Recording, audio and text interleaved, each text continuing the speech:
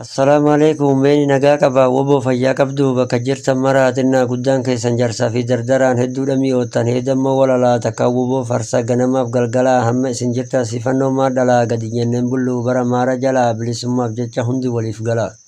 Walloo woboon bula jaarmaarota mara sabboonticha wallootii kan hin beekne bara woboo hedduu qabnaa takkaan galle alaa bakka isaan oolan lafti hindii mataa samiin hanga'aa soddoma keessaniif amaariin albahaa odumaan dudullee waafaaniina baha.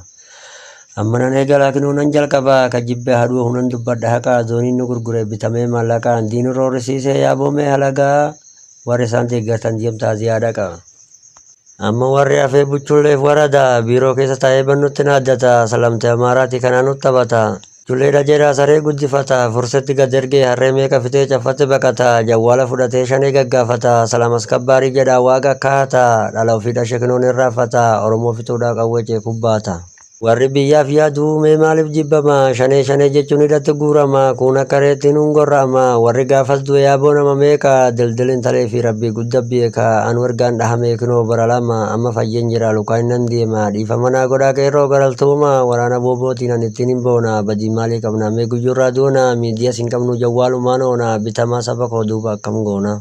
Woboon manan qabu kan jiraatu gaara du'aa fi maallaqaan nutu sin gargaara abiyyiif jaarmaarroo walitti araarama wanni nu barbaannu tokkummaaf jaalala jabaannee falmanna biyya kaafii wallaala gaaf dildilin talee gama olii jala qeerroo meeqa dhabnee kan fixannu jala kan harkaan qabanii dildilirraan hara.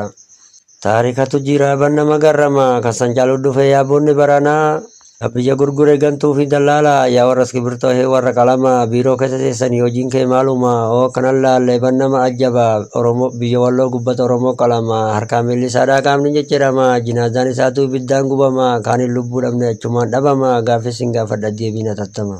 Yeroo kanan laallu hojii koona booya garaan koona haaraa silaana siriin teenyaa walloon islaamaa waradaa fi zooniin ijumaan nu laalaa deeggarsa maraatiin kunoo fooqii jaaraa yoo kana dubbanne hojjataa mootummaa silaanutti haara.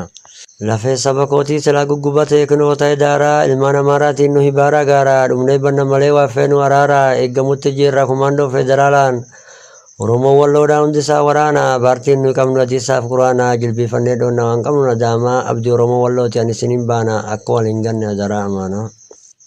Abiyyi fi abbaa qeerroo kamtu sitti aana? Abiyyi abbaa kiyyaa abbaa lubbuu kiyyaa oromoon dhiiga kiyyaa kanaaf falmadhu biyyi kiyyaa faati qomboorooti biyyi kiyyaa.